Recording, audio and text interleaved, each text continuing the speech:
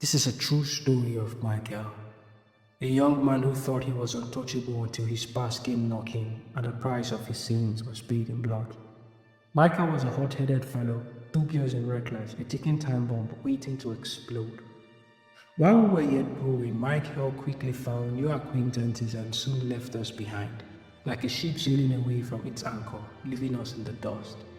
One sunny Saturday morning, a mutual friend said to me, "Pale, it's like Michael don't go Paramount." I asked, "Why you talk so?" He replied, "I see him with some men pull up one manchi for our streets yesterday. Pale, I see Michael dey play Lego." I responded, "Toh, he don't be an old man for himself." It was clear that Michael had burned his bridges and was now swimming in treacherous waters. Soon, Michael became popular among us young fellas. His story was everywhere. Either they had gone to rob somewhere or pulled the heat on rival cult members. People would come to tell Michael's mother the stories being told about her son, and each time they did, she picked a fight with them. Mama Michael would say, "You don't raise your children, why you dey put eye for my own?" She was burying her head in the sand, refusing to see the writing on the wall. I overheard her telling Mama Abbas one day, "Na because you no get boy, you dey jealous my own Abi." Just because she came to call her friend's attention to the disturbing news about her son. Mama Michael and Mama Abbas were neighbors who became friends, but their friendship was about to be put to the test. There was no crime Michael didn't commit. He raped those he could rape, robbed those he could rob, killed those he could kill. He was a one-man crime wave, leaving a trail of destruction in his wake. At the point, he began to frequent police stations, from one crime case to another. He was a regular at the police station, a familiar face in the dock. One time he was in prison after being caught following a robbery gone bad. But Mama Michael didn't let her son rot in jail. She spent a fortune to see him freed. She didn't have much, being a petty trader, but she was willing to break the bank to bail her son out. She would even borrow from Peter to pay Paul if that was the last option. Mama Michael loved her son. She really did. She didn't want to see harm come to him. She would fight tooth and nail to protect him, even if it meant going down with the ship. It continued like this, and Michael was really feared by both young and old. Michael commanded respect and genuine fear. He was the big fish in a small pond.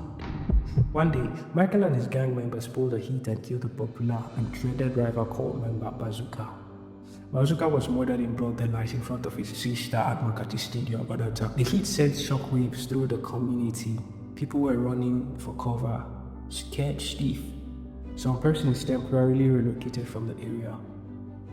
While members of Michael's gang in the area ran to other locations and out of town for safety purposes. Everyone was scared because they knew retaliation would take place. The gloves were off, and it was a matter of when, not if. Michael wasn't from that area, so he was safe as houses. Michael lived in North Bank, so none of those lads could trace his house. And besides, he lived in the midst of his fellow cult members. A wolf pack, they had his back. Bazooka was buried the next day, and soon everywhere became calm, like nothing had happened.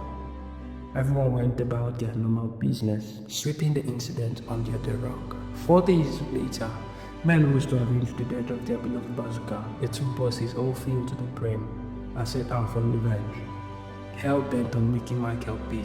It was a rainy evening. Michael had just finished having dinner and had gone in to rest for the night. Then 6 bosses pulled up in their compound, descending upon the house like swarm of bees. Men jumping like jihadists who had been promised the comfort of 77 virgins' lap. Manora and Auntie Gladys, who came visiting and were having an evening chat with Mama Michael, took to their heels, and they saw the dreadful-looking fellow. They went to Michael's door, and before we could say Jack, they broke down the door, busting it like a bull in a china shop. That night, Mama Michael recognized she had made a mistake she'd live with for the rest of her life. It flashed in her eyes that she had been a bad mother and a liar. But sadly, her lies were told not to somebody else but to herself. She tried and pleaded as she watched them pull her son out. Some had daggers, some had axes, some had cutlasses. She told them to remember they have a mother they should show her compassion and spare her son. She ran to rely on his body to save him. If na no go forgive am, make una kuku kill me join. She was willing to take the fall for her son, to be his sacrificial lamb. They put her away and held her down while others went on to carry out the task that had brought them. In front of his mother, Michael was butchered without mercy, without remorse, just like he had previously done to a whole lot of others, and recently Bazooka, where they had butchered him to their satisfaction. A lad who had stood in the distance watching everything as it happened simply walked in, pulled out a gun and shot Michael 7 times. It was the final nail in his coffin. Michael wasn't the only thing Mama Michael lost that night. She lost her shelter as well.